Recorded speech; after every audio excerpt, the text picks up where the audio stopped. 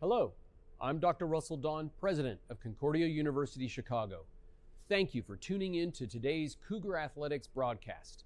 We take great pride in the strength of both our athletic and academic programs, which are rooted in our steadfast commitment to Jesus Christ. Dedicated to the liberal arts as a foundation of a high-quality college degree, we believe education should form individuals for service to their neighbors. This makes Concordia Chicago an exciting and fulfilling place to study, work, learn, and grow. Learn more today by visiting cuchicago.edu. Thank you, and go Cougars!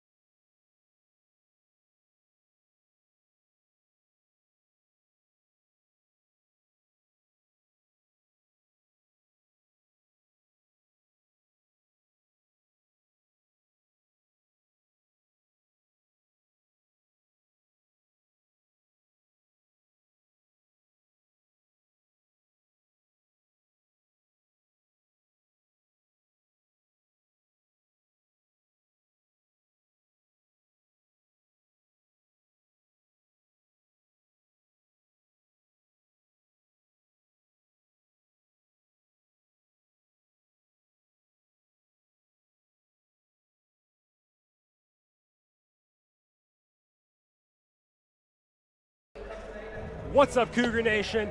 I'm Jonathan Shear here with the Cougar Sports. We're here with Eric Perry and Dave Dimeling for game number 2 of today's doubleheader between the Cougars and the Muskies. It's time for the men's game here in Geisman Gymnasium. Concordia Chicago hosting the Lakeland Muskies, and this is a Cougars team that is in desperate need of a big win at home. Concordia is sliding. They've lost their last 3 games, including a heartbreaker last time out against Illinois Tech. Absolutely. You kind of mentioned that Illinois Tech game. They were back and forth all day long. There's just a couple mistakes at the end that kind of cost them right there. Absolutely, and it's pinned the Cougars from 4-1 in conference to now 4-4 and at risk of going below 500 in the NAC standings. Now, we look over at Lakeland, and honestly, this is a team that's had a bit of a similar season to the Cougars. They're around that 500 mark in conference. They would love to steal a win on the road here today against the Cougars, but they're going to have one missing piece that's going to be really tough for them to overcome. Yeah, they're missing Jackson Dill, who's been a big force for them. And losing a big player like that really does cause you to have to kind of change your whole game plan and stumble a little bit as you try to adjust. Yeah, we'll see what the Muskies can do without their star, Sanjay Hunter. He's been averaging nearly 19 points a game this season.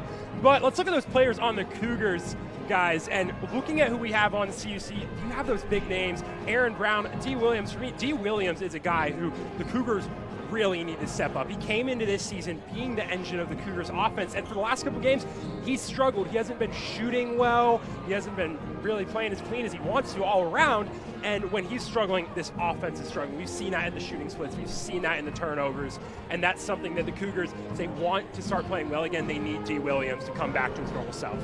Absolutely. For me, it's going to be a little different player. I'm going to look at Riker Johnson. We're kind of noticing a little bit of a difference in the shakeup in the lineup card for CUC.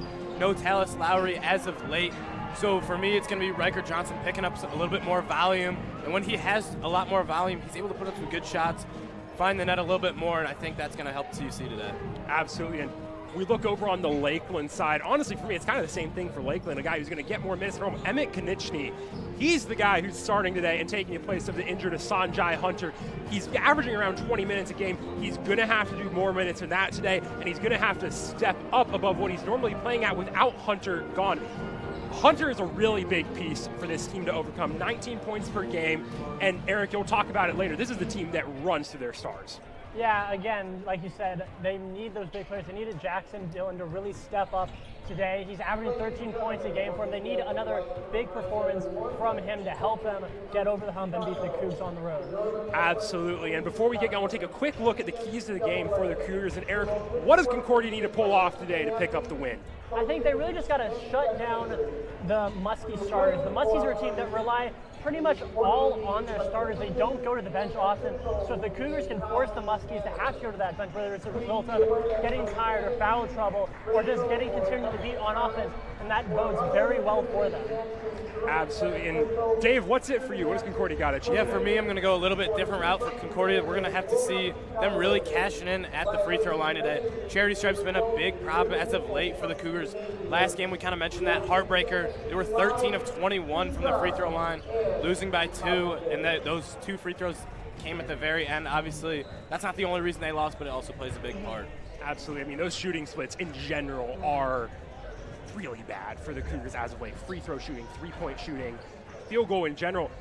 For me, what the Cougars need to do today is honestly avoid shooting the three-pointers. They've been shooting from 3 a lot as of late, a lot more than they did to start the year, and it hasn't been going well for them. That three-point shooting, their highest in the last 3 games, the 3-game losing streak, is 22% by a substantial margin. They've had it gone as low as 9% from 3. They want to win today. They need to focus on that interior offense, drive to the paint, drive to the rim, get those 2-point buckets again and again and again, and overwhelm the opposing team. Before we get going, a quick look at the history between these two squads. It's not a great one for the Cougars. 5 wins to the Muskies, 24 in this rivalry. The most recent game, a heartbreaker in overtime, 77-76. Lakeland took it last year. We'll see what they can do in Geisman this year when we come back in just a minute on the Cougar Sports Network.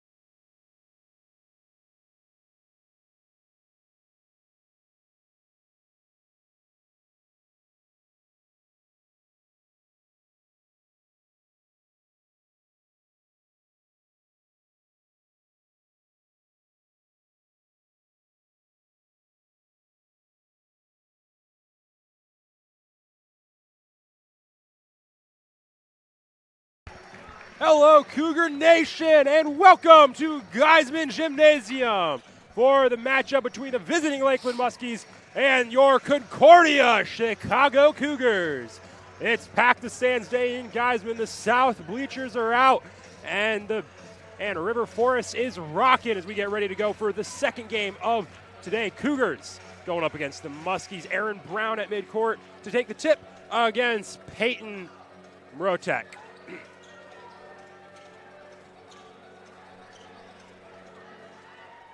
Ball's up, and Riker Johnson will bring it down. Cougars start with possession. Also on the court, D. Williams, A.J. Willard, and Honore Yangwa to start the day. Yangwa set a career high in points and rebounds, his first career double-double last time out against Illinois Tech.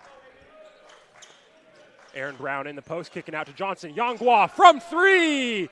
How about that for a start in River Forest? Hot start right there for the Cougars. That's one of those keys that you really want to see them get off to right now, because when that offense has been struggling, if they don't start off hot, it's going to be hard to find themselves crawling back in it. And Mrotek can't get the shot up. It's loose, and the Cougars take it. Williams driving, stops, kicks out to Yangwa. Yangwa spinning in, floater, no good, rebounded by Dylan. Justick goes to Mrotek. Mrotek back to Justick for three, no good, rebounded by Brown. Now those shooting splits for Concordia as of late have been not great, to say the least, and hitting that first three-pointer of the day is a huge start for CUC. Absolutely. And there's our first turnover of the day for Cougs. Johnson's pass to Aaron Brown just a bit wide. It's out of bounds. Yeah, I think just trying to do a little bit too much there, a little too flashy, going for one of those no-look passes. Just not on the same page, though. Justick bringing it down court. Looking for an option. He'll go left to Dylan. Dylan, the active leader in points, averaging close to 14 per game. Aaron Brown denies him. Swooping in from the side. Now Brown will go to Williams, and it's out of bounds off of D. Williams. It'll go to the Muskies. Yeah, I think they're saying that bounce pass just bounced down the baseline right there, right out of bounds. Tough break right there for the Cougars.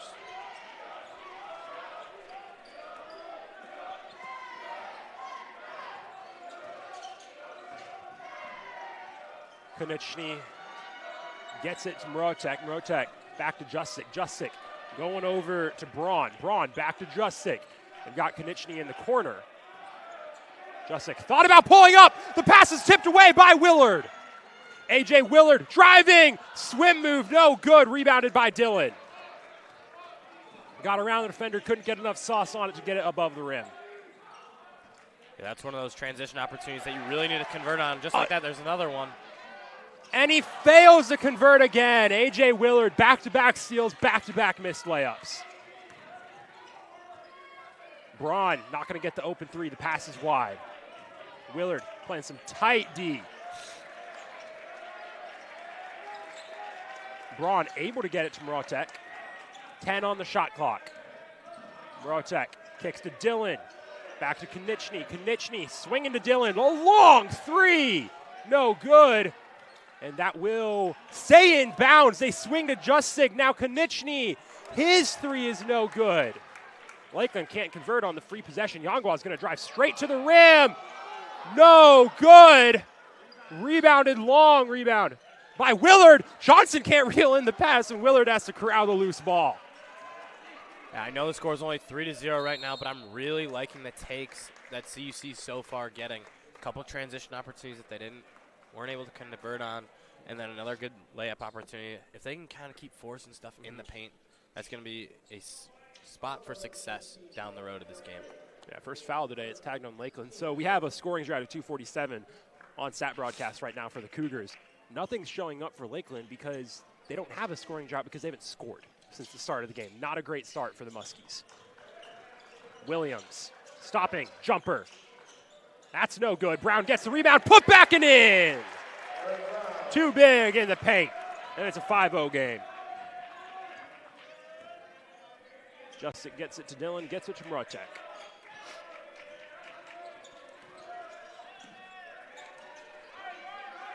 Braun working on Yonghua. He'll go to work. Tries to cut in, can't. Dillon for three, and he hits it. Jackson Dillon, he is this team's three-point threat, shooting 32% from range on the year. The first points of the day for Lakeland. Johnson goes to Willard. Willard throwing across court. Yonghua, corner three. No good. Brown with the rebound. He goes up for the putback again. Aaron Brown. Yeah, Aaron Brown kind of having his way right now with Parker Braun. It's going to be a tough matchup. Only a 1-inch difference on the roster. There's another steal for Willard.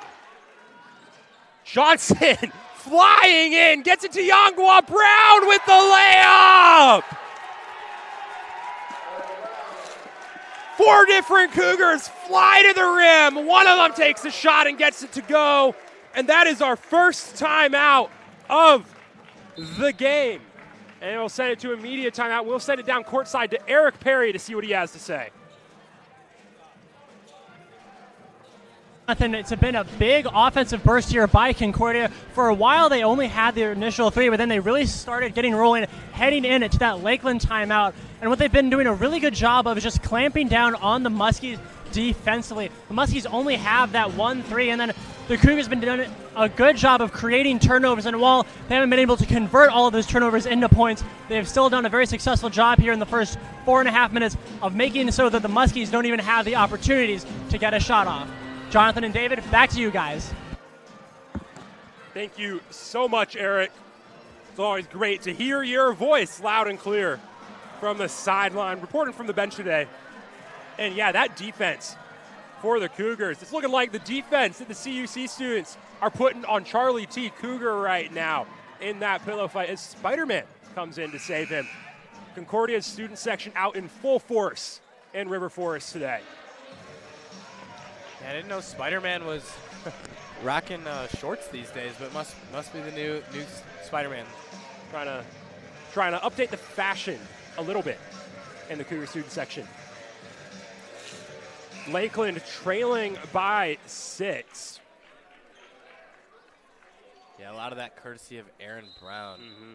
I mean, he's just really physical out there, and there hasn't been anyone that's been able to match up with him on Lakeland so far. He is well on his way to a double-double already. 6 points, 5 rebounds already for the big man.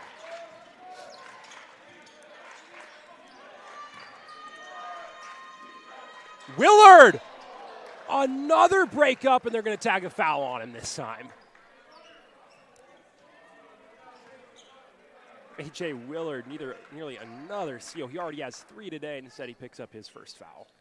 Yeah, that's got to be another one of those players that Coach Rashawn loves to have out there when he's not in foul trouble. He kind of got a little bit of foul trouble last game, but when he's out of that and he's able to play the way he wants, he's so ferocious and just never gives in. Konechny drills a 3. He's a guy to look out for. He'll take up a big role on this team with the Sanjay Hunter out. G. Williams cuts left, working on Justick. The pass is broken up by Dillon, and he knocks it out of bounds off of Yonghua. Honestly, this might be what we see today. The Cougars, there's really no one to match up in the paint against Aaron Brown or even Riker Johnson. And then it's going to be a 3-point match from there for Lakeland. That's where they're going to get their best opportunities. Yeah, if Brown can do a good job on that cleanup crew when they're shooting, because sometimes they have those shooting struggles, but if he's able to clean up, then it doesn't really matter too much. Rotek working in, uncontested 3 for Braun, and it's no good. Williams cuts right. Williams driving to the rim for 2. And the other thing the Cougars have been doing, they've been responding when Lakeland picks up a bucket so far today. Justick for 3, no good, rebounded by Johnson. Lakeland's already taken 7 threes today. That's all but one of their shot attempts. I mean, you can just see right now the kind of help that Brown is forcing Lakeland to give up. And that's kind of leaves so many opportunities for those skip passes across the court. Johnson going up for the easy bucket is fouled. He'll head to the line for 2. That foul is going to be tagged on Peyton Mrotek.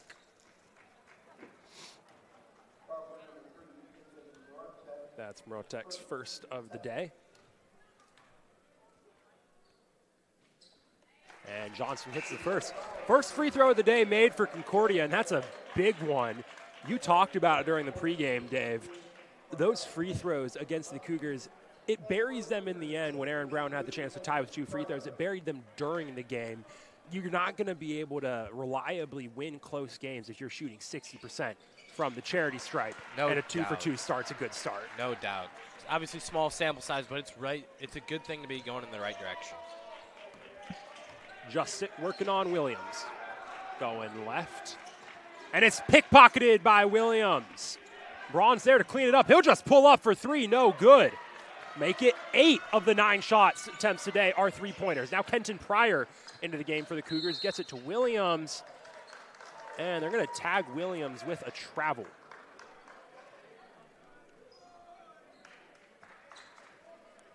D. Williams might have taken a skip as he went down from the pass. 7-point lead for Concordia. Justick. They'll work it all the way around over to Cornell. Cornell inside to Dillon. Dillon has no options, has to kick out to Braun. Now Dillon, he'll pull up from 3, and he hits. Jackson Dillon, now 2 for 3 from range. It's a big shot right there by Dillon to keep him in the contest. Last thing you want for Lakeland is just something just taking you a little bit more out of the contest. There's a big block right there. Aaron Brown's shot is blocked. Braun working in, kicking over to Cornell. 3 from Konechny's no good, rebounded by Yongwa. Yongwa just driving straight to the rim, puts up the floater, no good. And there's a foul on the floor. Aaron Brown drew it. He was shoved in the back by Parker Braun. And Aaron Brown will get his first rest of the day. The freshman Matthew Guthrie back into the game. Yeah, you got to assume Braun's saying, thank goodness I get a little bit of a breather, but then you realize Guthrie's actually a little bit taller. So that might be even be tougher. Yeah, Matthew Guthrie, the tallest player who reliably gets playing time for the Cougars. He just takes that pass over the head of Emmett Konechny. First 2 bucket points of the day for Guthrie.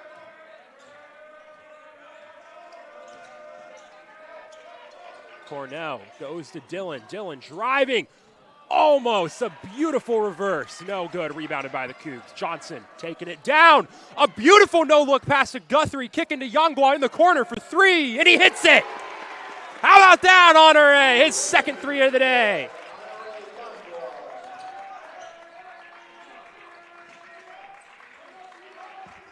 Nine-point lead for the Cougars. Cornell gets it to Konechny in the corner. Braun looking to Justick, back to Braun. Justick in the corner, air ball! Yongwa trying to push the pace in response. Kicking to Johnson, open 3 for Williams, no good. Little bit of momentum sapper. Cougars still lead by 9. Justick driving, flicks it back to Braun. Now he'll work his way in on Guthrie, spinning. And it's blocked! And it's blocked again. Oh, and they're going to call the foul.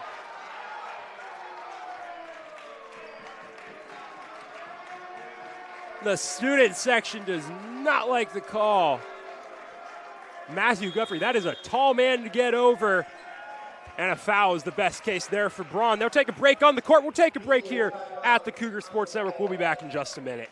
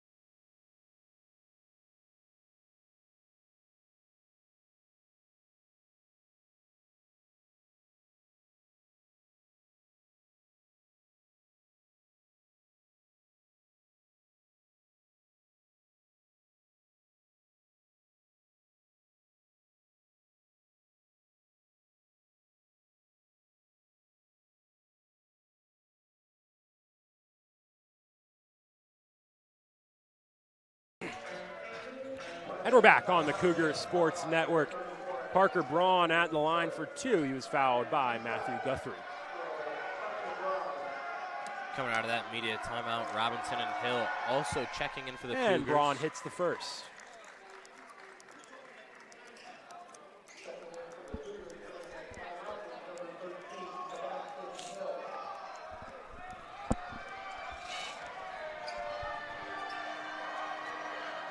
And he's 2 for 2 from the line. Parker Braun makes it an 8-point game. He brings his team into double digits. Sebastian Hill now into the game for the Cougars, as is Jacob Robinson. Robinson had a big game against Illinois Tech, set a career high with 10 points, including a game-tying 3 late. Robinson, long ball into Guthrie. Trying to go low to Pryor. Pryor goes up with it and gets it in. How about that ball movement? Down in the corner is Middlestat. Middlestat trying to get through Robinson. He loses it. Now Cornell has to kick it out. Dillon's there. Dillon working his way in, kicking out to Cornell. Cornell now moving in. Mid-range jumper. Air ball. Robinson driving to the rim. Floater's too long. Loose ball. Hill's got it. Hill. Floater himself, and he gets it in. Tough finish right there for Hill, but makes it look pretty routine. Cougars crashing the boards incredibly well right now. Middlestat working central. He gets it to Mrotek. Mrotek driving baseline, spinning, flinging over to Middlestat. Long 2, and he drills it. And these are going to be the minutes that are going to be tough for Lakeland. This is a team that really gets all their production from their starters. They do not have much production off the bench, and with the Sanjay Hunter out, you're going to need the bench to step up today. These are those minutes. You got a lot of guys off the bench on the court right now. Absolutely, Jonathan. I think one of the tough parts too for Lakeland is when you're relying so much on the starters and the starters check out down 10, it's going to make it that much tougher, because not only are you expecting you got to find a way back in the contest, but now you need your bench to do even more. So it's going to be a tough ask. Robinson buries the fadeaway. Beautiful bucket, and it's an 11-point game for Concordia.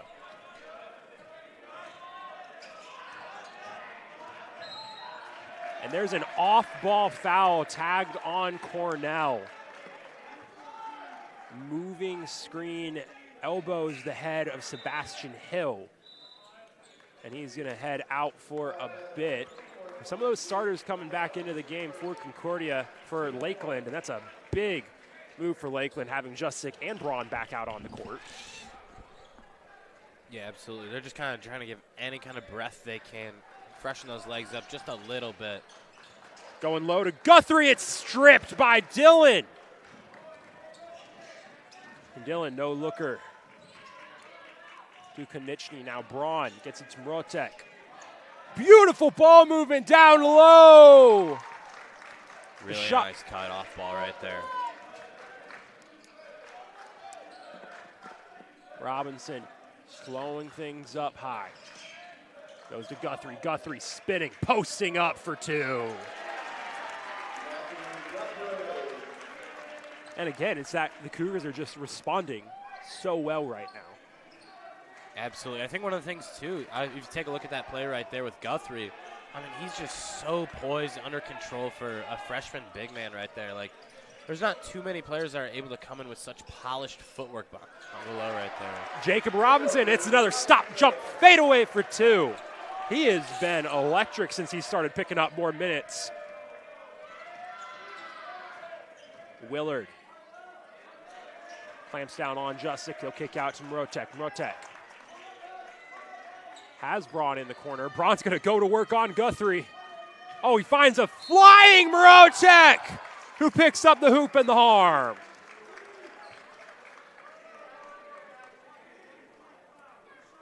Chance for a three-point play is a big chance.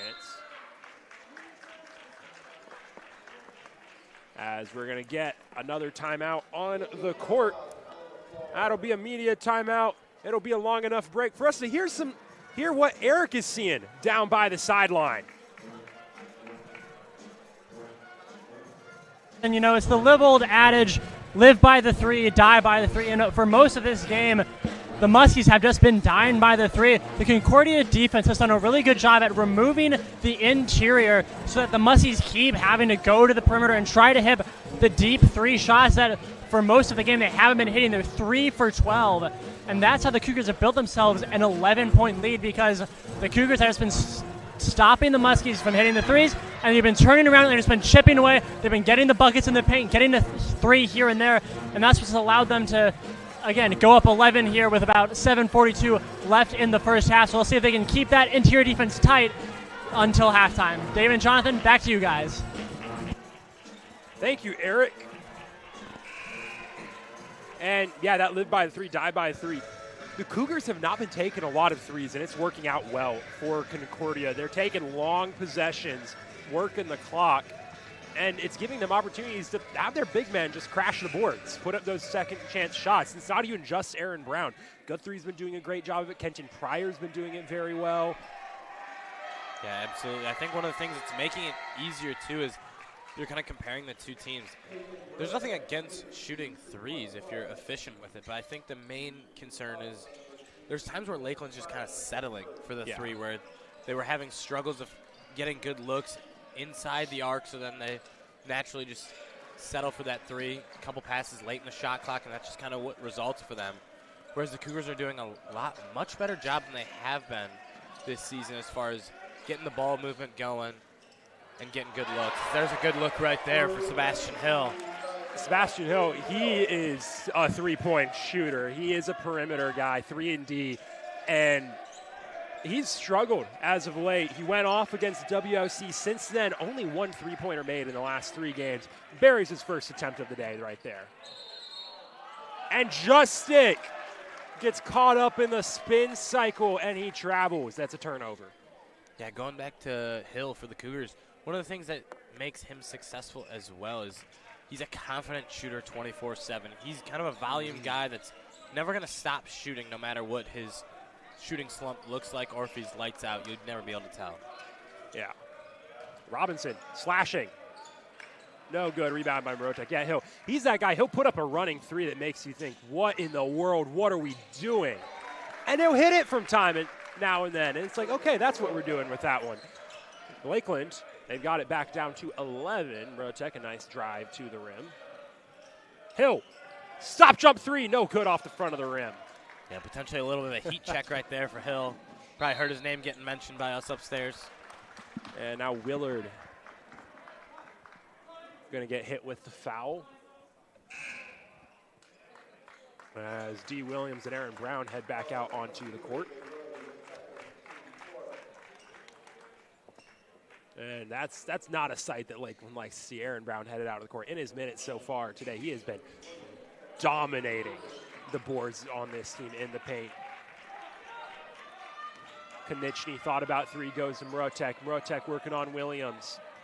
15 on the shot clock, slowly working his way in, just driving and throwing up a layup for 2.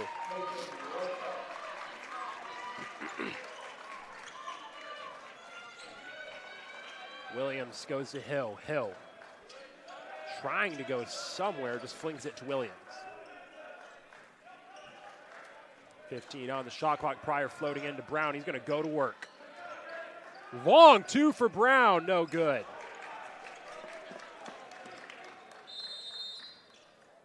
And we'll get a timeout called on the court by the officials. Something wrong. Yeah, I think they're seeing the basketball stitching just coming off just a little bit there. It's good enough for them to get a new ball.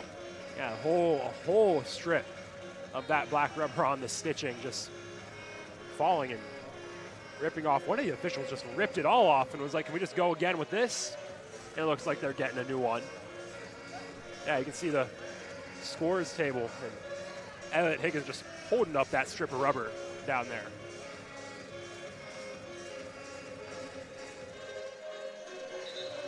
They're showing it to A.J. Willard. What's wrong with the ball? They're going to give it to Coach Searles. And we got the new ball. Morotek will head down for it, and we'll get back to playing some basketball.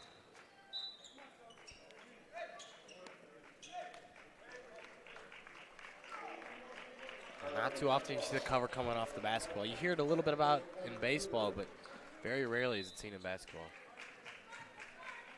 Yeah, and that ball's not going to be a game ball ever again, and a big loss for the game ball squad. Jusic driving to the rim for 2. And Coach Searles, he wants a timeout, 30-second timeout. Lakeland's been doing a great job of just slashing in for 2 points as of late. Yeah, absolutely. 6-0 run puts them right back in the contest. And I think you were talking a bit earlier about, Dave, how they're settling for threes. It looks like they've stopped doing that. They're starting to fight their way in, and it might not be the best shot in the world, but they're getting shots off from the paint. And the closer you are to the rim, the easier it is to make that shot. And they've kind of figured that out. They're starting to work their way through the Cougars, and they're also avoiding the big men, too. They're finding ways to draw in those smaller Cougar defenders and force them to defend inside the arc. Absolutely. I think that's one of those things that they are going to try and continue to do, but that's another thing for Coach Searles. You probably expect him with that timeout to maybe identify that and make an adjustment, as after all, basketball truly is just a game of adjustments. So we'll kind of see what CUC comes out here with on the defensive side. 7-point lead for the Cougars. Lakeland showing a little bit of a press. Cougars speeding up to beat it. Yangwa kicking over to Williams.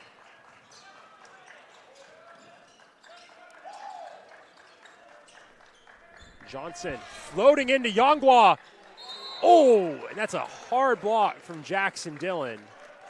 And he fouls Yangwa. And Dillon, he's frustrated, not with the officials in the call. He's frustrated with his defense because Yangwa should not have been that open in the paint. Yeah, absolutely. A little bit of a pick play right there between Brown and Yangwa, and it worked to perfection right there. Only thing missing is the layup going in for the potential and one. So Yangwa, he's actually fantastic from the free throw line, which is something you can't say for a lot of this Cougars team this year. He was a perfect 8 for 8 last time out against Illinois Tech. He's a perfect 2 for 2 so far today.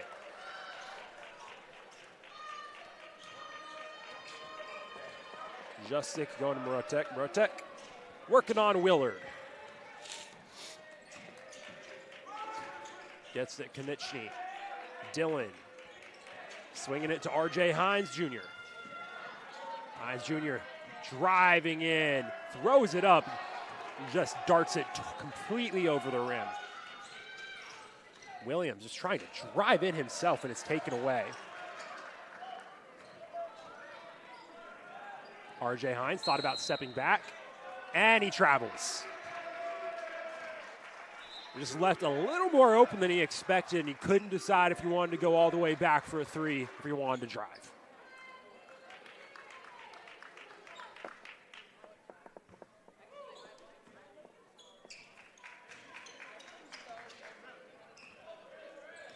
D. Williams gets it to Willard.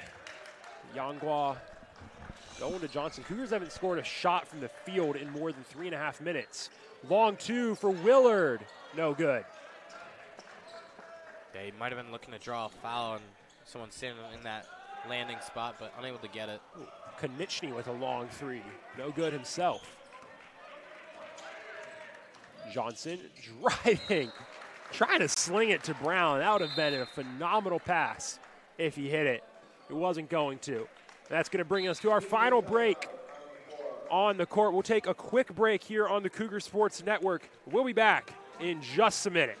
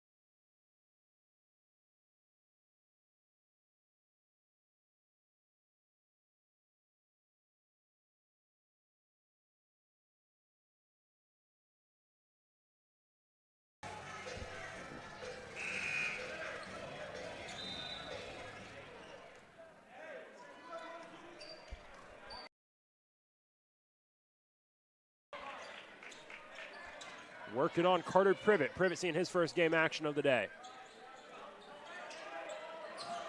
Dillon stops for a three, and no good. Rims around a little bit before it flies out. And Yanghua, he just wanted to fly back up to the rim, and he's fouled. Yeah, really like that play design, though, for the Muskies. That nice double screen to try and get Dillon open. That's a really good look if you're trying to limit on your threes, but if anyone's going to take it, that's your guy. And Jackson Dillon, he started really hot for this team, and since then he's fallen off a little bit. Went from 2 for 3 to 2 for 7 as Yanghua hits the first free throw. I mean, it's points by any means necessary out there, and that's kind of what Honore Yanghua lives by. You look at his stat line, you'll see him shooting sometimes even 20% from the field, but he's still putting up a lot of points because he's driving to the rim, getting those getting those foul calls, and he's just perfect from the free throw line. Yeah, absolutely. That's honestly, that's a bit of that modern pro style that you'll see a lot in the modern game today. Not just at the pro level, at the college level as well. Yeah, absolutely. It's kind of a copycat league at the end of the day when you see Gildas Alexander just doing that every night. It's pretty standard to just try and do the same thing at your level. Jusic running to the rim, kicking out. Konechny for three, no good. Privet almost had the rebound, slapped away by Dillon. The Cougars keep it in. Guthrie, wanted to go up for the dunk, and he's fouled. Mrotek made a business decision there and did not want to be on a highlight reel. Yeah, natural idea there. Just make the big man earn it at the free throw line. I'll accept my foul here. I mean, you're right, Dave. That is the smart play, especially Mrotek only had one foul so far. Guthrie hits the first. I mean, as far as big men go, especially on this Cougars team, Guthrie is pretty good from the free throw line, and so is the Cougars team as a whole. You're talking a lot about their struggles there as of late. Well, there's the first missed free throw today. And that ball is going to get out of bounds. Cougars not happy about it. They think Yanghua was shoved away from it. Yeah, I also could have swore Yanghua got it into the paint a little bit early before the shot went up, but no call, goes unseen, and it's Muskie ball. 12-point deficit for the Muskies. Mrotek kicks it into the corner. Dillon. Swing it over to Mrotek. Back to Dillon. Thought about pulling up. He'll drive in. And it's a charge! A.J. Willard plants the feet and draws it. And he is hyped up after that one. Yeah, absolutely. No one shows more emotion on the court for CUC than Willard. And that's going to force them to take Jackson Dillon out of the contest for now with his third foul. Just under 3 minutes left in the first half. And that is brutal for Lakeland, because if they're going to come back, they're going to need their best three-point shooter. Privet goes to Willard. Willard to Yanghua. Yanghua looking for somewhere to go. Gets it to Johnson. And he's going to post up on Mrotek. A no-look pass to Guthrie, and Guthrie wasn't ready for it. Oh. Johnson gets up there, doesn't get the block, but he throws off the concentration. And Johnson! Great defense, a great layup. 14-point lead. Yeah, Johnson really getting his conditioning in the last 30 seconds there. I think he went baseline to baseline twice. And Yanghua getting aggressive, commits the foul.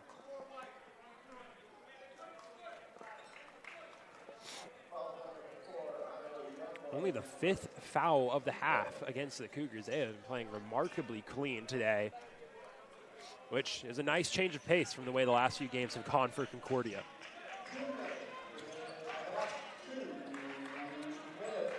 Braun nearly pickpocketed. Slowly working in, pulls up for a jumper and drills it. Just a beautiful shot. Privet gets it to Yanghua. Yanghua thought about driving. He's going to drive. He goes up with it. He's blocked. Guthrie slaps it to Privet. Privet goes up for it. And Privet gets it in! Tough shot through contact. Yeah, it's a strong finish right there from Privet. Arguably one of the most comfortable drives he's looked in contact this year, I feel like. Just made it look so effortless. able to keep that composure and body control throughout the whole play. Rotek takes a beautiful pass and goes up for two. How about that play? Middle stat, a beautiful sling outside to Rotek, and Rotek finishes with two. Yeah, Dave, you were talking about before the game, the Cougars with Riker Johnson, they're looking for ways to replace Tallis Lowry. Speaking of Riker Johnson, misses the two-pointer. Yangwa wide open for three, and he misses it. You're looking for ways to replace guys like Tallis Lowry, and you're seeing Riker Johnson there. This whole season for the Cougars has been, who can we put on the floor that's going to give us productive minutes? I mean, in the offseason, you lose Jacob Collicott. He's a grad transfer over at Quincy now.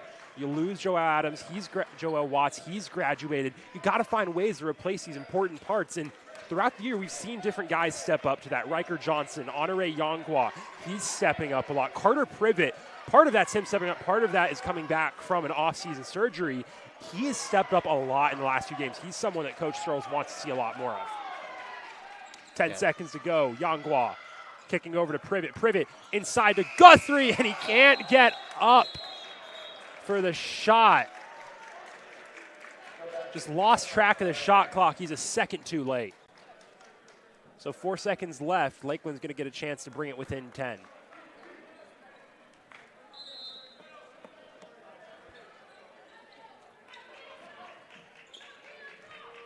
Braun just chucks it up, and it's no good. That'll bring us to the end of the first half. Cougars in control. They lead by 10 over the Muskies as we head to halftime. We'll be back in a few minutes before half number 2 between the Cougars and the Muskies.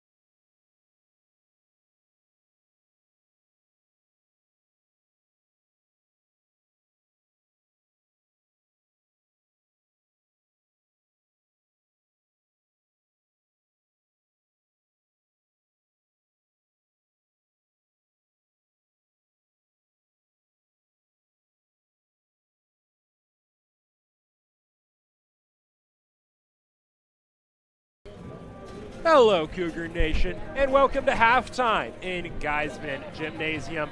These teams back out on the court, warming up, and we're just going to talk a little bit about what happened in the first half and what's to come in the game. So first half, Concordia comes out of it leading 40-30. They're led in scoring by Honore Yangwa with 10 points. Lakeland, they're led with Peyton Rotek with 9 points. I'm here with Eric Perry and Dave Dimeling. And guys, coming out of that first half, what's like your biggest takeaway for both of these teams so far? Yeah, absolutely. For me, I'm going to look towards the interior presence for the Cougars. It's been a lot about Guthrie and Brown. Those two guys had a very clean split on the minutes share, both at 10 minutes. So when one of them was in, the other was out, kind of splitting that time very effectively. For me, Aaron Brown obviously started the game, and he looked very comfortable. When Guthrie's able to get in there, and you could tell Coach Searles found some confidence in him and was able to let him spend more time out there, even though Brown was healthy, wasn't in foul trouble or any issues. Just kind of letting to see them both work. I think it's been a nice blessing so far today, and you've kind of found some comfort between both of them, as well as the presence that they've been able to provide on the offense and defensive side. Yeah, and similar to what Dave said, those two especially have done a really good job of winning the battle in the paint for the Cougars. They've done a good job of getting down in there and getting offensive rebounds off misses and putting them back up and using some of their height advantages to just get easy shots off the glass against the Muskies. Yeah, I mean, those easy shots for that Cougars, 10 second chance points so far compared to the Muskies, 2. Pretty much all of those specialized stats, the Cougars are blowing Lakeland out of the water. 10 second chance points there, too. 18 bench points compared to Lakeland's 2. 22 points in the paint compared to Lakeland's 16. 6 points off fast breaks compared to Muskies' 0. I mean, the Cougars, they are really controlling the pace of this game so far, and it's great news for a Cougars team that has struggled offensively as of late. But as we get ready to go for the second half, guys, what do you want to see out of the Cougars and the Muskies? So let's go. Dave, what do you think the Cougars need to do to win? Eric, what do the Muskies need to do to pull off a comeback? Jonathan, for me, when looking at the Cougars, I think one of the important things that they need to keep going for is keep pressing in that paint like they've been doing, force themselves to get to the free throw line. They've been so good so far today, shooting 88% from the free throw line. When they've gotten those opportunities, they're currently winning in that category against the Muskies. They've had 8 attempts. Lakeland's only had 3. So I think for them, if they can keep finding a way to get to the free throw line, that's going to help create a lot of success in the second half. And for the Muskies, they just need to pretty much give up on the 3 ball. It just has not been fun. They're 3 for 15 against the Cougs. They need to, again, just go for the short to mid-range jump shots. They had a little bit of success with those near the end of the half. They need to stick to those. They want to be able to try to make up this 10-point deficit. Yeah, and what's going to make it even more tough for Lakeland is coming into that, you're already without your best player, Sanjay Hunter.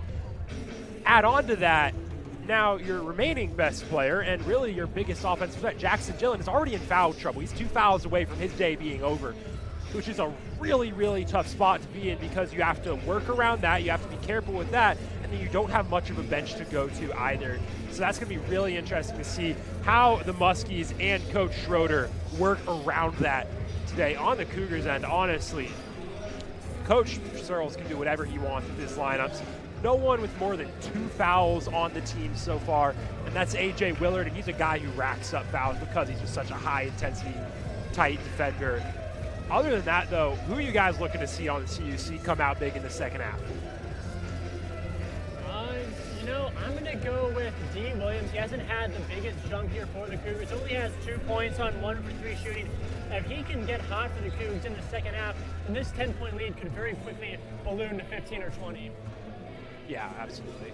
For me, I'm going to go a different route. I'm going to go Aaron Brown, the big man. Obviously, I mentioned him earlier about him splitting time with Guthrie. But at the end of the day, when he's able to be on the floor, he's truly a difference maker, especially against the Muskie lineup that they're trotting out. They might have a similar height comparison, but at the end of the day, he looks like a linebacker out there compared to average men. So he's able to play some bully ball, and that's going to be doing work in the paint all day long. Absolutely. We're ready to go. Eric, we'll let you get back down to the sideline. We'll get ready to go here in a minute on the Cougar Sports Network.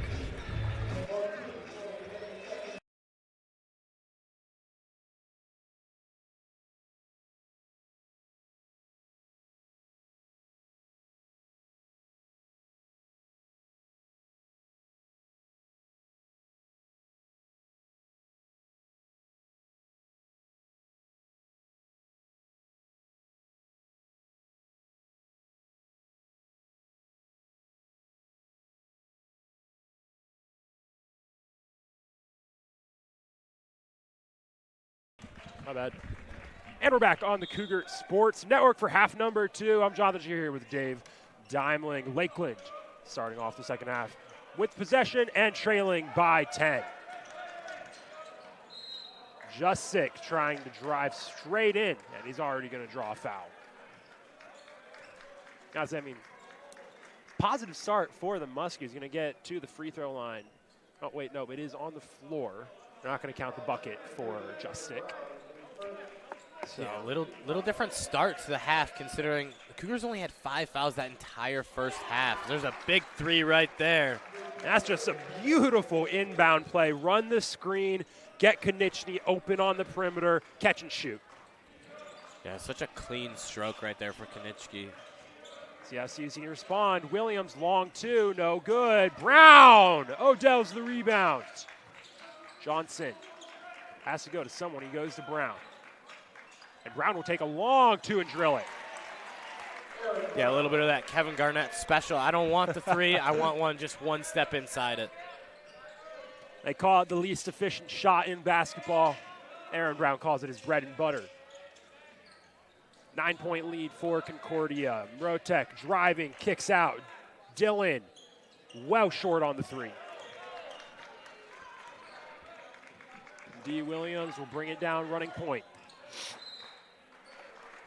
And they're going to tag Jackson Dillon with the foul on a reach-in. That is not at all how head coach Sam Schroeder wanted that half to start. No doubt about that, Jonathan. You're tagging arguably one of your most important offensive players with his 4th just a minute into the second half. I'm curious to see how long they're going to be willing to have him sit down before they decide you're willing to risk losing him for the rest of the night.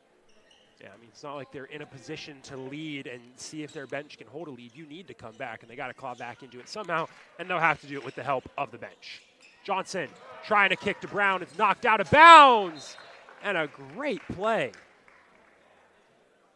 from Justick as he is slow to get up in the bleachers. It's actually Peyton Braun down over there, who took a dive into the stairs right next to the Cougar bench. Yeah, Parker Brown trying to run up those stairs. Just very awkward spot right there in that corner of Geisman Gymnasium. But it works out. Lakeland has possession. Konechny goes to Braun, goes to Mrotek. Konechny can't get the 3 off. Mrotek working in. Nice ball down to Middlestat. 10 seconds on the shot clock. Braun slowly working in, pulls up, long 2, he drills it.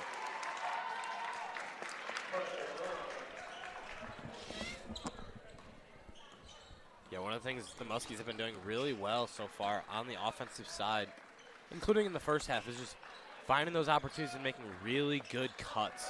Those cuts to the hoop. Yeah, Yangwa nearly loses it there. Now Willard for 3, no good. A.J. Willard, he's been great defensively today. Struggled so far on the offensive side of the ball. And there's a takeaway. Honore Yangwa to the rim. No good. And he takes a big fall into the bleachers, holding his lower back. He's going to be thanking Nevaeh Jackson for taking the bigger hit earlier into the unpadded railing. He had that padding to help him out a little bit there. Yeah, I'm sure he'd be one to potentially lose the padding if it meant making the layup, though. Obviously, that's one that you want to see go in on a fast break opportunity. A.J. Willard breaks up that pass. Williams trying to go behind the back, loses control of the dribble, and he takes a hard fall. He's still down. Braun kicking to Justick. Justick to Braun. Mid-ranger, good. And suddenly, it's a 5-point game. D. Williams still down on the floor, and the training staff's out to check on him. And with D. Williams down on the floor, we'll take a break here at the Cougar Sports Network. We'll be back in just a minute.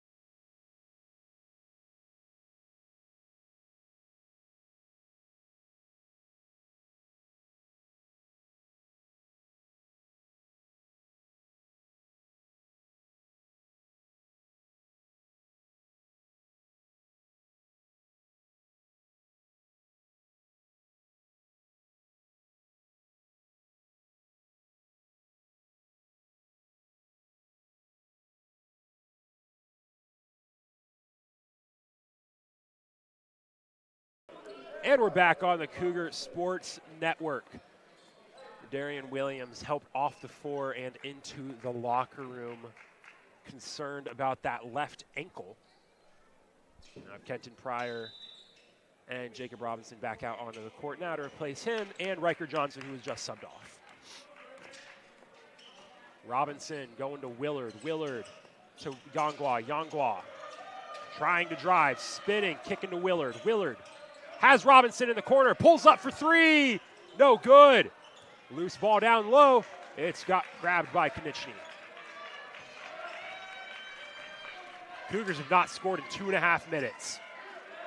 Justick for three, no good. Rebounded by Robinson. He's going to go quick. Just throwing it up. And he gets it to fall. And he hits Middlestat with the celly. Yeah, it looked like a little awkward there on the finish. You would have expected the footwork to be just a tad bit different, but counts as 2 points all the same. Long three attempted by Morotek.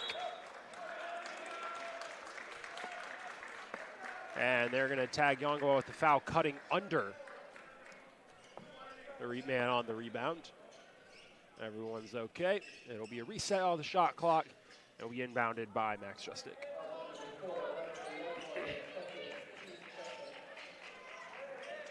Konechny in the corner, able to get it out to Braun. Braun going to float it up from Morotek. Open in the corner is Justick. Beautiful movement. Braun, open three. No good, off the back of the rim. Loose ball. Konechny with the rebound. He throws it out of bounds, and it's going to go to the Cougars. Baseline judge says it was tipped by Lakeland, and that's going to bring us to the break. These two teams will catch a breather. We'll see what Eric Perry has been seeing down on the sideline so far.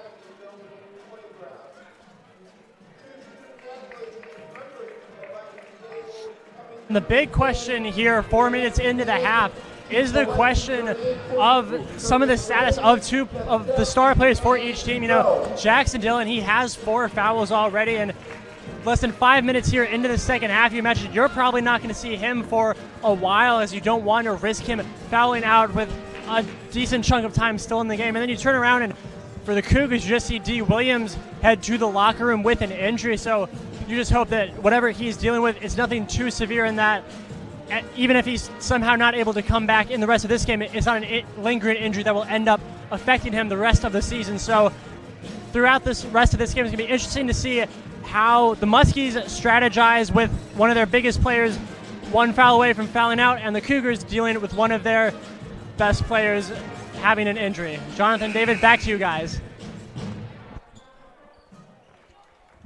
Thank you, Eric. Lakeland's back out on the court. Cougars headed back out onto the court now. They'll have possession after the out-of-bounds call.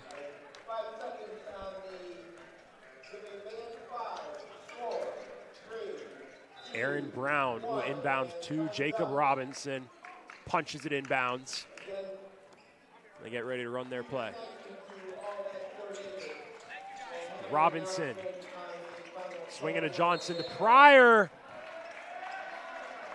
They're going to tag an off-ball offensive foul on Aaron Brown for a hook and hold, it looks like, or some kind of a pull. Aaron Brown, hands in the air, doesn't know what he was called for. Yeah, Aaron Brown was so good in that first half on limiting himself with any fouls, and then picks up 2 within the first 4.5 minutes. So all that work done early on is not necessarily for nothing, but causes a little bit more concern in the second half. Middlestat spins in a bucket, brings it back to a 5-point game. Oh, Tommy Zimmer, a beautiful ball. Slinging it to Aaron Brown for the bucket.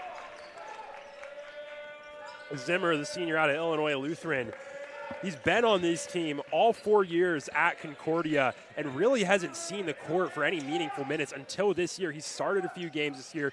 Coach Strolls has liked his producing ability with those passes. We get a taste of that there. There's Morotek, a long three, no good. Pryor flies in for the rebound. Lobbing to Brown. And he's fouled, and they're going to not count the bucket. The Cougars not happy that they're denying the bucket. Yeah, I think one of the tough parts, too, there is Lakeland was just, the Muskie was tagged right behind Aaron Brown, so Aaron Brown had positioning in the direction of the hoop. No man in between him and the hoop. You could be looking for the frustration of like a clear path. Yeah, and I guarantee you Coach Searles is arguing about that it is a transition foul, that it's blatantly an intentional foul to deny the shot. I mean, it's close enough to the shot that you'll see some refs call that a shooting foul anyways. But the Cougar bench none too pleased. A good sign for the fact that he's at least okay. Darian Williams is back out on the bench, walking under his own power. We'll see if he's able to return. Johnson gets it to Zimmer. Kenton Pryor now working his way in. Floater, no good. Rebounded by Braun. Stays at a 7-point game.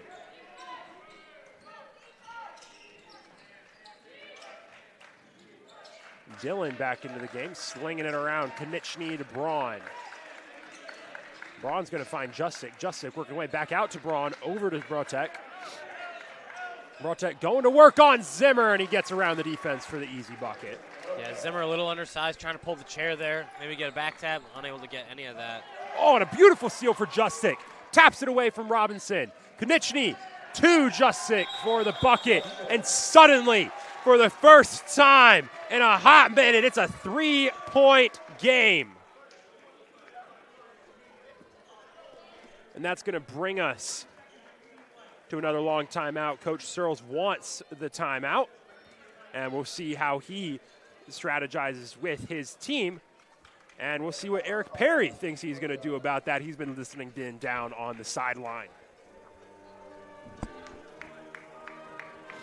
We've seen in the last few minutes the Muskies have really gone on a run, and they've cut this to just a 3-point lead. So the Cougars here in this timeout, they need to figure out how to regroup. They need to figure out how they can kind of get their offense back on track and get this back to what was once a 10-point lead going into halftime, and just figure out how to get their offense back on the same page, and then in turn shut down the Muskie offense and make it so that they have to go back to making the really tough, deep shots that they were forced to shoot in the first half. David and Jonathan, back to you guys. Thank you, Eric. And again, yeah, that's just kind of what the Cougars need to do. They need to find out a way to do what they were doing again in the first half. They've scored just 6 points in the first 6 minutes here since half. Yeah, definitely a little bit of a scoring drought for the Cougars so far. I'm curious to see how the Cougars are able to respond with one of those upperclassmen key leaders kind of falling down in battle right there with D. Williams going out. It's a tough thing I noticed because naturally there's going to be times where he's subbed out of the game. He's not going to be on the floor 24/7, but it's hard to not think that there's any attention gravitating towards that injury. Yeah. So we'll kind of see who's able to step up in that scoring department overall today, considering D. Williams didn't have too much going on so far today. Only took 4 shots, 1 of 4 with 2 points, so we'll see. Well, Jacob Robinson staying in the game. Slings it to Riker Johnson. Cougars trying to break the press. That's tapped away by Justic. They got to get it across midcourt. And it's picked off. They're going to call the violation, so it's going to kill the fast break. Coach Searles fired up with his team for not having the urgency they needed to. Lakeland already a chance to tie it. They only trailed by 3. They trailed by 10 at the half. Brotek working on Johnson. Working central, going to Justic. Justic, it's broken up. He's able to get the dribble back. 5 seconds on the shot clock. Braun's got to do something with it. 2 to go, pulls up, long 2, no good. And they're going to call a foul under the rim on Jacob Robinson, and that is just an unfortunate foul. Robinson's just standing under the rim. He's not going to go for the rebound.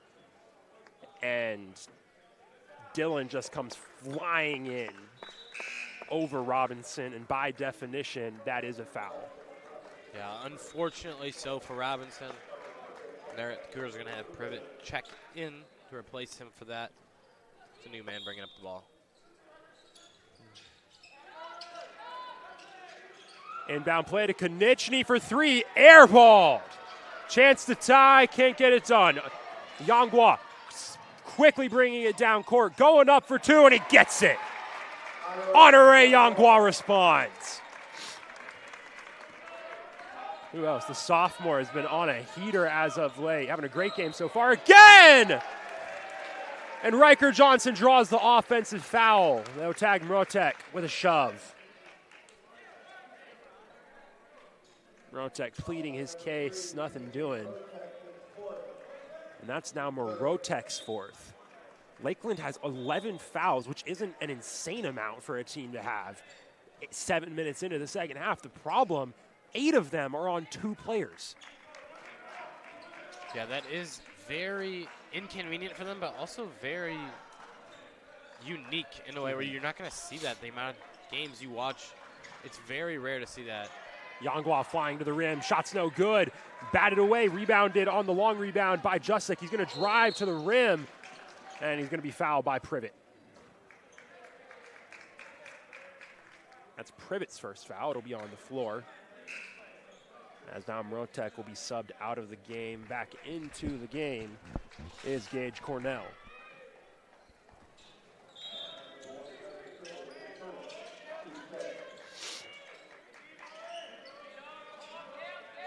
Dillon working on Pryor. Dillon driving baseline.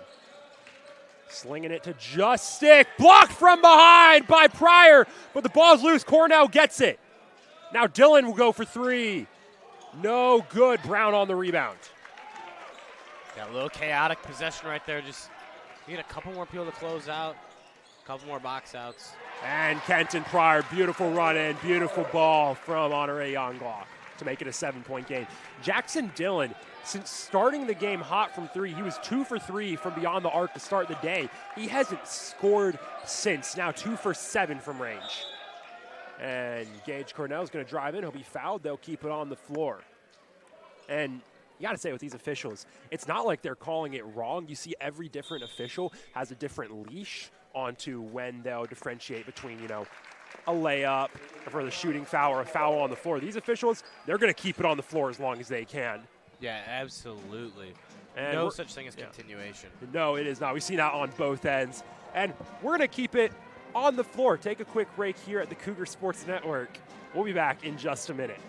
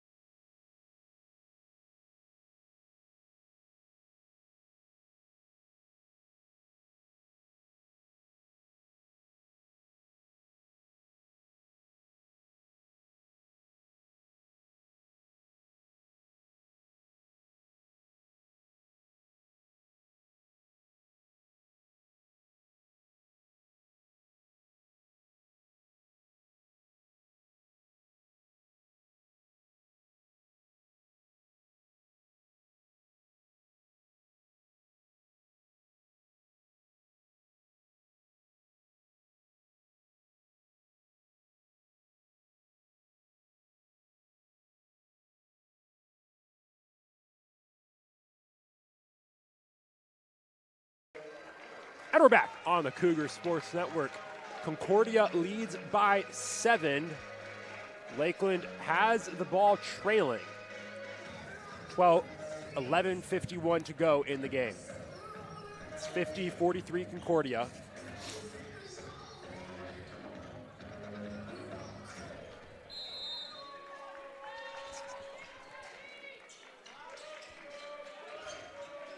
Konechny gets swung all the way over to Justic. Justic goes to Cornell. Cornell trying to get around Yangwa. He does. Now he's caught in the corner. Able to fling it to Justic. Konechny for 3. Drills it! Emmett Konechny, another 3. That's his 3rd of the day. Yeah, big shot right there. Puts him within 4. Privet goes to Pryor, goes to Guthrie. Aaron Brown. Going to work on Cornell. Low ball, trying to get it to Yangwa, who picks it up. Can't get the layup. Yangwa misses the easy bucket. Jusic driving the baseline, swing into Dillon for three. No good again, rebounded by Privet.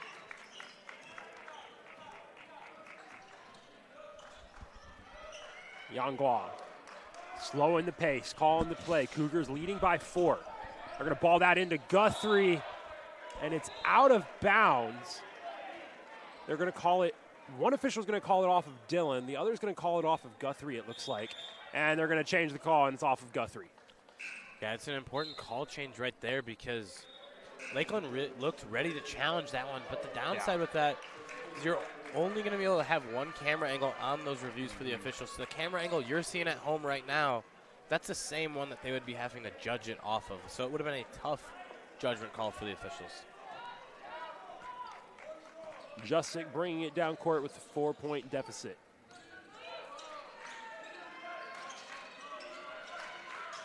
Now Jusic going to work on Guthrie. He's going to back all the way out to the 3-point line. Braun cutting on Brown. Kicks it to Cornell. Cornell driving. Floater, no good. Privet's got the rebound. Privet just driving his way to the rim. And one! Through contact, the hoop and the harm. Yeah, Privet looking really good driving right there yet again. He's really finding some comfort out there this season. And he's got the 3-point play. Privet, 5 points on the day. That foul is on Gage Cornell. That's his second. Cornell goes to Dillon. Dillon cutting right. Now Konechny finds Dillon. Dillon slowly working in. He'll pull out. 8 on the shot clock. Braun's going to do something with it. Driving, slinging. Konechny, Dillon, Jusic, Cornell for 3. Drills it! Woo! A beautiful rainbow play. And it's back to a 4-point game.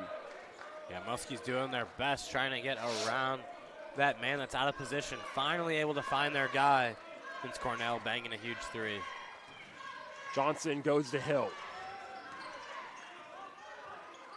Hill finds Privet. They'll go inside, down low to Brown. He'll kick out to Hill. Long 3. No good. Guthrie, what a Oh, Carter Privet wide open next to the rim, misses it. Konechny. He has Jusic, and they're going to say Jusic had his foot on the line and is out of bounds. A tough break for the freshman. And that's going to be a turnover, Cougar ball.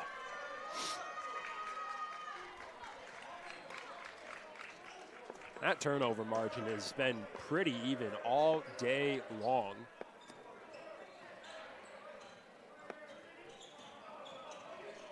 Privet has Johnson, no look ball to Guthrie. Privet working his way in. Finds Johnson, spinning, going up on Dillon. Slings it to Guthrie. Guthrie goes to Privet. Privet down low to Guthrie. Guthrie goes up for it! Gets the bucket! Through contact! Tough bucket for the freshman.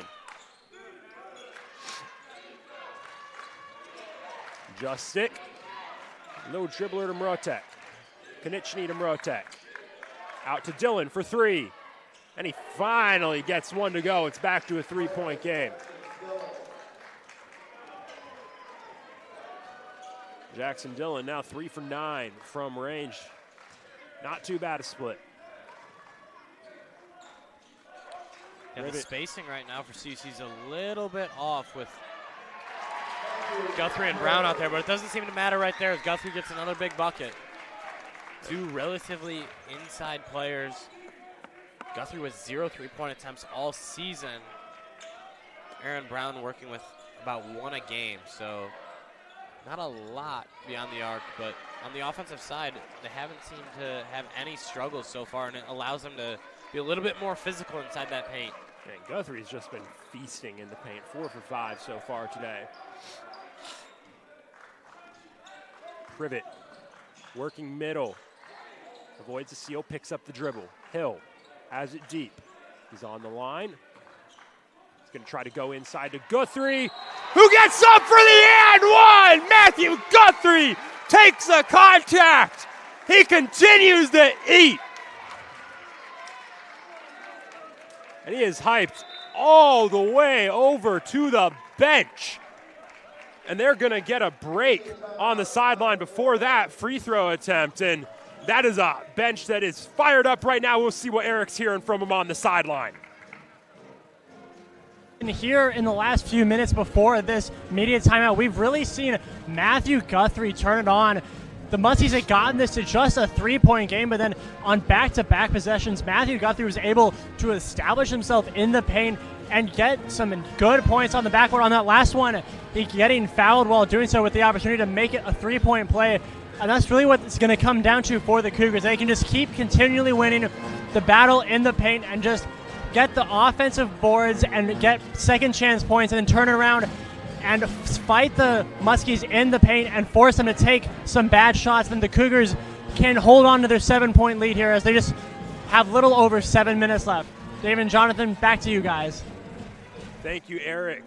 And yeah, that is already a career high in single game points for Matthew Guthrie at 11. His previous high was 10, set just a week ago at MSOE. And he's got a chance to make it even bigger with a free throw coming up out of the timeout. And you look at those shooting splits. That's been the story for the Cougars for the last couple of weeks. They have been struggling. They're shooting in the low 30s. Three-point percentage is somewhere in the 20s, usually low 20s, or even lower than that. And that free throw percentage has also been rough. Cougars 46% from the field, 30% from three, 89% from the free throw line so far today. Those splits, much improved. Yeah, I think the main thing that's been helping the Cougars so far today is not only that bench being so productive, but also just the points in the paint. They're outscoring the Muskies in the paint by 14 so far today. Dillon for three, well short. And Hill can't reel it in, ends up being batted out of bounds. So Lakeland will keep possession with a 7-point lead. Justick, long ball to Dillon.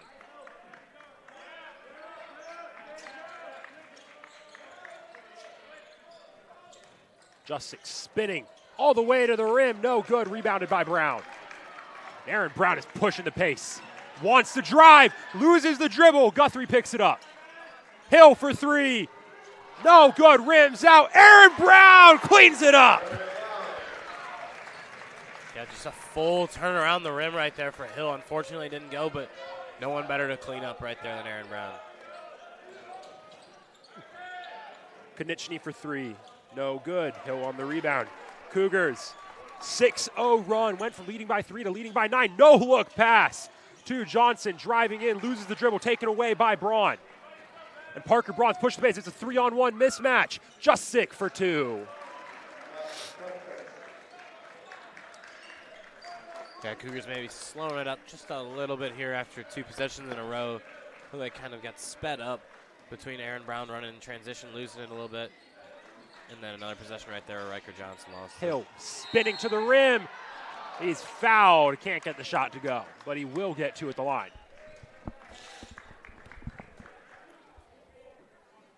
Sebastian Hill, he sits at 5 points today, shooting 33% from the field.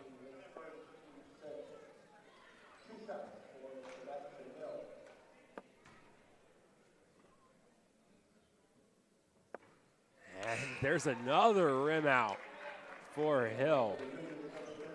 The hoop teasing him with these shots.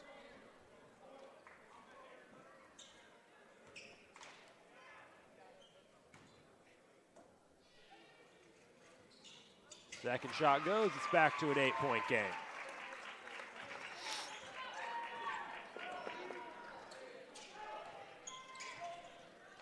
Mrotek to Konieczny. Konieczny working near side as Justic. Justic's got to get rid of it, and he's fouled by Privet.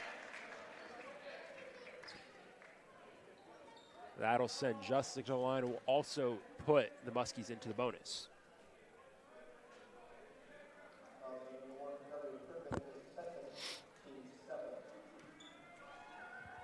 Justic's first shot is good. Shortens it to a 7-point lead, chance to make it a 6-point lead. Yeah, I'm really curious to see how the Cougars go about these final 5.5 minutes on the offensive end, because you got to think about what has gotten you here so far that's made you successful, but at the same point, you also want to try and protect that lead and maybe shorten the amount of possessions that each team is going to have the rest of the way. The Cougars have got to play clean basketball. Privet working right, kicks to Hill. Pass is a bit long. Broken up, but it's out of bounds off of Justic, so it'll stay with the Cougars, but they'll only have 13 seconds on the shot clock.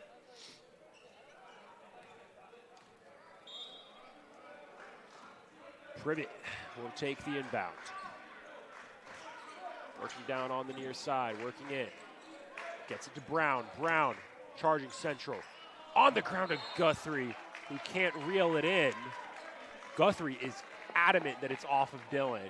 Would have been really tough either way with only 2 seconds on the shot clock. Even if they did have it, would have had to have been some sort of catch and shoot out of that inbounds play. 6-point deficit for Lakeland.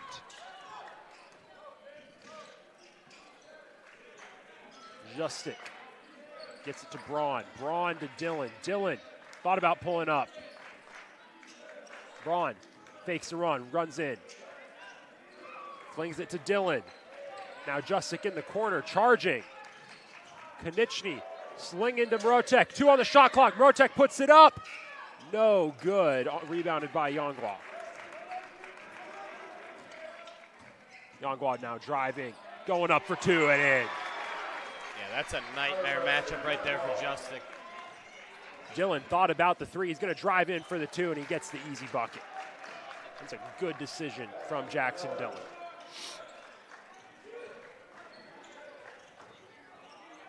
Down low, Guthrie picks up the loose ball. Going to get it to Yongwa. Yongwa in the corner. Driving in. Yongwa up for the 2! Honore Yongwa, 16 on the day. Yeah, and another thing that goes unnoticed in the box score, but a really important part of that play right there is Guthrie with a little bit of a Gortat screen right there. Not just screening for Yongwa, but also screening his own guy to prevent any kind of help defense right there. Honore Yongwa set his career high in points scored last time out against Illinois Tech with 14. He's already broken that with 16 tonight.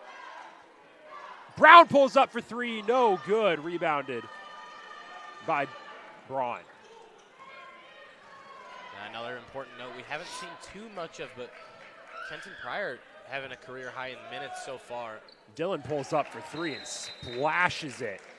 That's a big shot right there. And Coach Schroeder wants a timeout. His team leads by 5. And they're within striking distance with 3:17 to go. As we take our final full break on the sideline, Eric Perry will touch in with what he's been seeing. David, it's a close one here. That big bucket by the Muskies cuts it to just a 5-point lead, and the two teams have really been going punch for punch with each other here down the stretch. Again, 5-point game, 3 minutes left, still very much either team's game. The Cougars can either ice this one out, or it's still possible for the Muskies to make a comeback. And it's just going to come down to which team here in the final few minutes can do a better job of playing lockdown defense on their opponents, and most likely what team is better able to hit their free throws and take the easy free points when the fouls do get called. And if you can stop your opponent and hit your free throws, whichever team can do that to the best of their ability is the team that's going to come away with the win. David and Jonathan, back to you guys. Thank you, Eric. And yeah, those free throws. Concordia, they've been good. They've been good from the free throw line today, 75% from the charity stripe. Slipping a little bit as of late, but they will have the ball coming out of the media timeout. Lakeland off the three from Dylan, shortening the gap again to 5 points. The Muskies have been hovering in that 3 to 7 point deficit range all half long. Yeah, and then important to note with Dylan making that three, that could be the shot that he needed right there to find and fight through that confidence, and then he's going to start burying a couple more in the late stages of this game. Yeah, and what's been a less than ideal day for Jackson Dillon was on a cold stretch for a while. He's at 14 points, shooting 33% from deep. Brown to Guthrie. Guthrie's going to go to work in the post. Puts up the bucket. No good. Rebounded by Braun. Dillon slinging to Justic. Justic floater, well short, but it's rebounded by Braun. He's going to kick out to Mrotek, driving. Oh, and they're going to call the foul. It'll get tagged on Yangwa.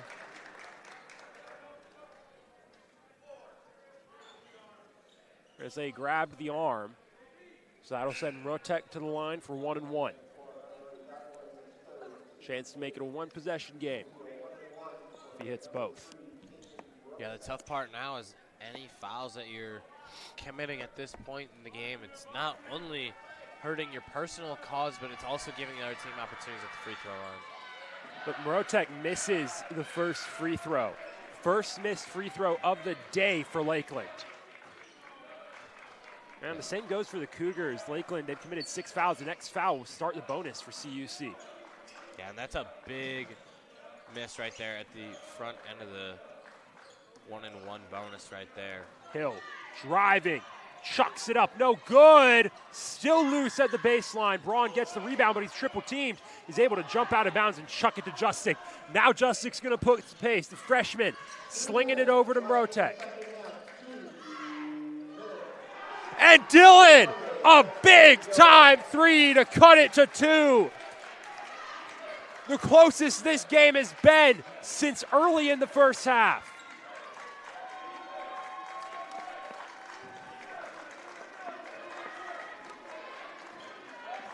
Yeah, important to note as well, both teams each having a full timeout as well as a 30-second timeout. Final 90 seconds here, we'll see. Yangwa driving to the rim, no good. Guthrie with the rebound. Oh, no good on the second chance bucket. Yangwa, he's going to draw the foul. Some much needed rebounds and tough plays from the Cougars. It'll send Yangwa to the line for 2. Yeah, a lot of chaos right there from inside the charge circle. Thankfully enough, Yangwa was able to get fouled right there. Very comfortable position right now if you're Concordia with one of your best free throw shooters at the line. And that is the 5th foul of the game on Mrotek, who is at 4 fouls. The official apparently was tracking them incorrectly, so a mistake on the official's part. So Mrotek stays in the game. I believe they went from giving it to Mrotek to switching it to Konechny. They are going to change it on Konechny. So that's a break for Lakeland. Yangwa's not going to give him any breaks, though. He hits his first free throw, looking to hit the second. Yeah, if you can find a way to keep it at that 2-possession game, this would be a big free throw right here. And he does so. Yangwa, 18 buckets on the night. Mrotek going quickly to the rim. Kicks. Konechny for 3. Drills it. Another big-time 3. Lakeland turning it on from downtown. Yeah, I mean, Eric Perry mentioned live by the 3, die by the 3. They are living by it.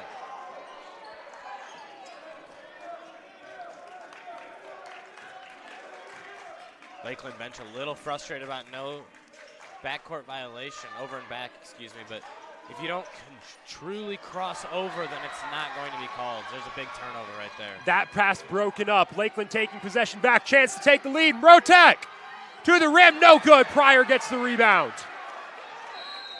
35 seconds left. Coach Searles wants the timeout.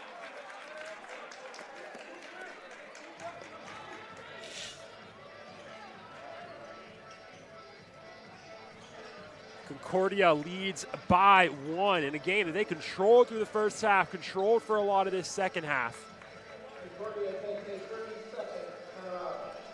That is a nail-biter. Again, because why not? Just a 1-point lead for Concordia. Got to give the people what they came to see at the end of the day right now. 68-67, 35 seconds left in the contest. I think the main question right now is if you're Lakeland, do you just try to stop them on this possession? Obviously, you got 7 seconds splitting the shot clock and game clock. Or do you try to buy yourself a couple more possessions?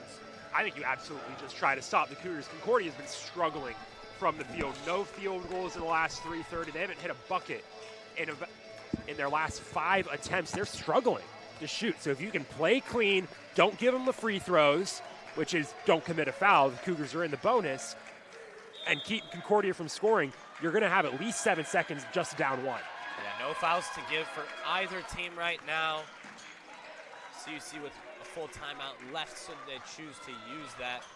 Lakeland still having 2 timeouts, 1 of each. Yangwa is going to take as much time as he can. 10 on the shot clock, 18 on the game. Yangwa working to the right, slashing in, kicking to Privet. Now Privet from mid-range, puts up a 2, no good.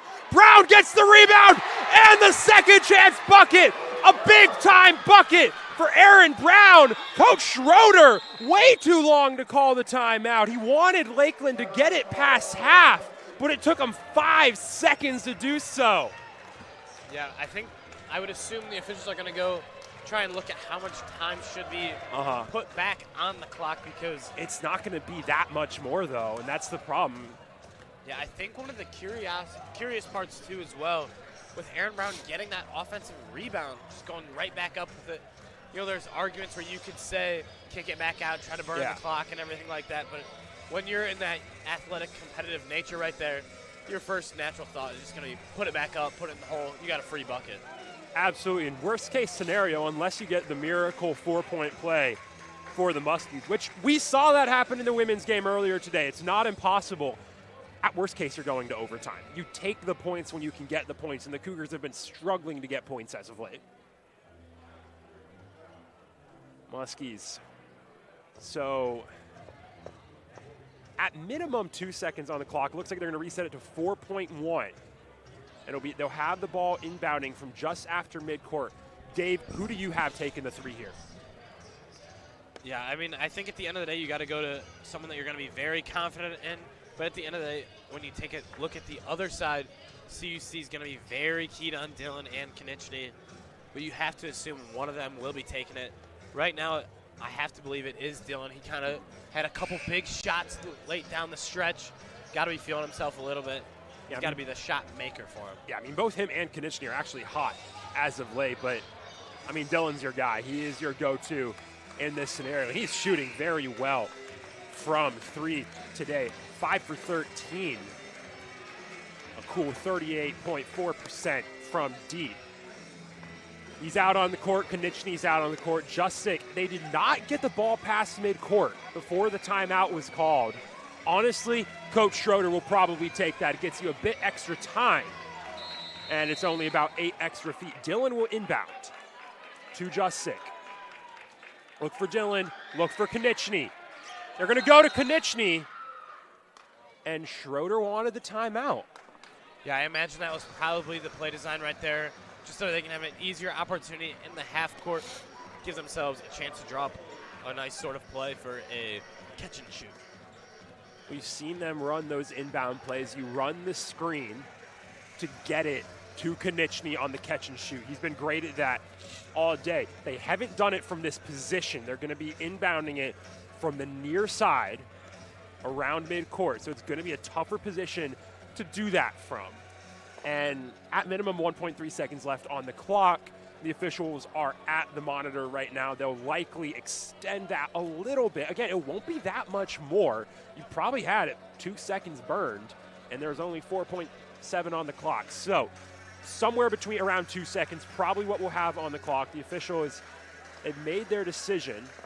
Well, actually, no, they're bringing in a second opinion to see where that timeout was called. The other thing I do want to point out, with the 3-point lead in this little amount of time left, if you're CUC, do you ever consider fouling?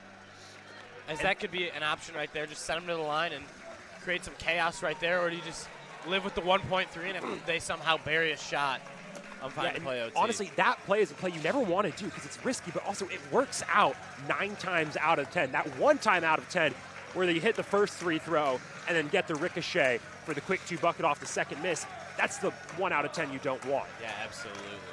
So 1.9 on the clock. Just 6 to inbound. Dylan's on the far side. Konieczny's on the near. Dylan's going to run it into the corner. They're going to go to Konieczny. He's going to chuck a 3. Oh, no! Good off the back of the rim.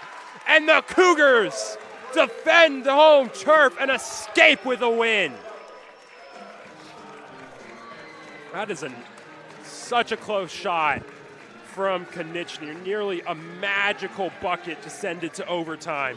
But at the end of the day, it's just not enough. I mean, overall, pretty solid play drawn up by Coach Schroeder right there.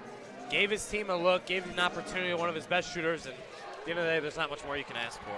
Yeah, the Cougars defense really well played on there.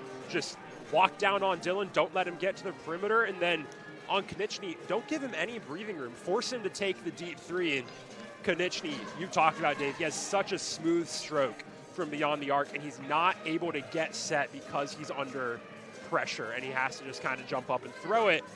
Not what he wants to do, and it doesn't work out for him. Ends up 3-point win for the Cougars, a much-needed one that breaks a 3-game losing streak and puts them back above 500 in conference. Yeah, and importantly as well, it keeps you in the hunt for making that conference tournament. Obviously, there's a tough stretch of games coming up ahead, a little bit past that halfway mark of the season. You're kind of putting yourself in a spot where you know what games you have to take care of and which ones are kind of questionable. So this is one of those ones that you kind of had to win. Yeah, absolutely puts you at 5-4. The Cougars, they're going to be moving on from here to, like you said, Dave, some tough matchups. They're going on the road this Wednesday down to Aurora to take on Aurora University, which is going to be a tough game for the Cougars. The Spartans 8-1 in conference. They already beat the Cougars in Geisman this year. So Concordia, tough match on the road to follow up this one. But Concordia starting to show a bit more of how they want to play, especially in that first half today against Lakeland, 70-67. Dave, who's your player of the game for the Cougars? For me, it's a little bit of a tough decision, but I'm going to have to go with Yangwe right now. Even though it was a little bit tough on the efficiency side, 5 of 15, still ended with 18 points overall with 5 rebounds and 2 assists to go along with it. The important stat that I always like to look at is that turnovers. Only 1 turnovers from a guy who's bringing up the ball for a lot of possessions. I think he just kind of provided that little steady rock as well when you needed it most. And I'm going to go with Aaron Brown. I mean, Aaron Brown, second on the team with 14 points today. Had a double-double, another double-double for the big man, 14 points, 11 rebounds. Clutch bucket at the end to put the game at 3, which is where the deficit ended. And, I mean, he just made some great plays. He had the size advantage all day long. He used it to his advantage, went 70% from the field, and just played his role perfectly in the middle. We also saw him and Guthrie using their size and positioning very well. Matthew Guthrie setting his new career high in points with 11 today against the Muskies, as did Yangwa, a new career high for him with 18. Over on the Muskies end, 17 points at the end of the day for Jackson Dillon. Turned it on late, but it was just not enough at that point in the game. A lot of guys in double digits for Lakeland. Brozek, Konieczny, and Justic all finishing above 10 points. Not a bad day for the Muskies, who are playing today without their best player, Hunter. But for the Cougars, good day for Concordia. They win it 70-67. They'll move on from here to take on Aurora this Wednesday on the road. But that's not all from here on the Cougar Sports Network. Don't go away, because we'll be back in just a minute for a post-game interview with Coach Rashawn Searles of the victorious Cougars.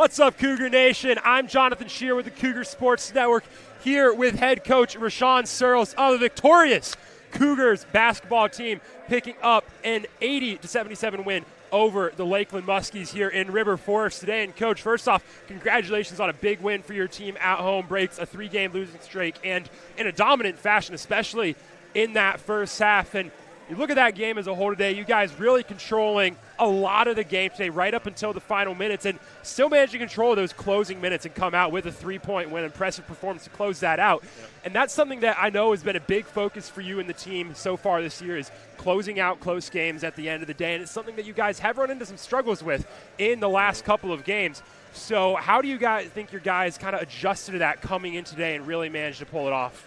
I just think they just understood we can't make mistakes down the stretch, and we still made a few, but collectively they were talking and working together, which is a big step, because as a young team, we've struggled to communicate through issues and work through problems, especially in real time in game situations. So that was good to see, man. I think they really understood the sense of urgency to get this game, to get this win. And, they came together, man. They did what they had to do in order to win. I'm proud of them. Absolutely. And you talk about your guys, a lot of big performances today, honestly, a lot of players who stepped up. You look at some of your younger guys, both Matthew Guthrie and Honore Yangwa, setting new career highs in points scored today, which is the second time they've both done that in the last week. So they've been stepping up a lot. You've seen Aaron Brown really turn it on as of late. Carter Privet, Jacob Robinson, both getting a lot more meaningful minutes at point. So how meaningful is it to have guys like that step up in moments like this as you still figure out that roster? I mean, honestly, that's why they're here. We know what they're capable of, and, they're young players, so they're going to make mistakes, and sometimes it takes time to grow into what you can become, but they're starting to finally get their groove, their confidence, and you can kind of see them blossoming. But ultimately, that's why they're here, because we know what they're capable of and the value that they can bring to this team. And so, I'm happy to have them, and it's good to see Honore get 18 and Guthrie, and then Jacob had some big moments in the beginning. Sebastian had a couple big shots, and Carter Privet, finished with 7 rebounds. Like, this is a very young team, but, they're very talented. They're hard-working, and, they're resilient. So we got to just keep fighting and keep chipping. It's good to see. Absolutely. You look forward. You guys get a chance to continue fighting. It's going to be tough going on the road against Aurora this Wednesday. But as you move forward from this game, you guys move back above 500 in conference, 5-4, stay fighting for those playoff spots. Just how important was this win for your conference standing, and where do you want to go from here? It's big, man. Every game matters. Every game matters. And as you see with the conference standing, things are starting to fizzle out and shake up. And so we don't want to be the team that goes sliding all the way in the wrong direction. And so this was a big win just to get off the snide and actually get back in the win column. And we just want to stack them. And then coming up, these next 3 games are going to be very, challenging versus the top, 3 or 4 teams in the conference. But we want to continue to keep getting better and make sure that we're playing our best basketball going into February.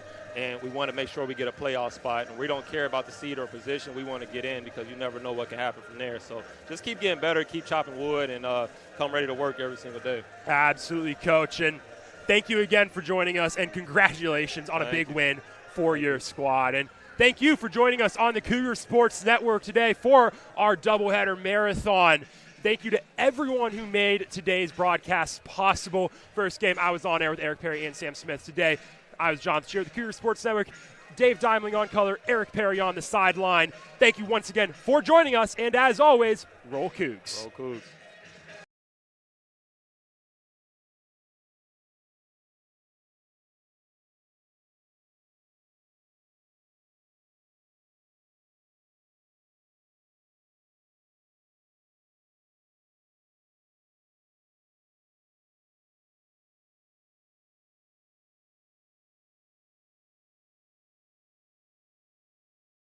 Thank you so much for tuning in to today's Concordia University Chicago Cougars Athletics broadcast. We hope to see you on campus very soon.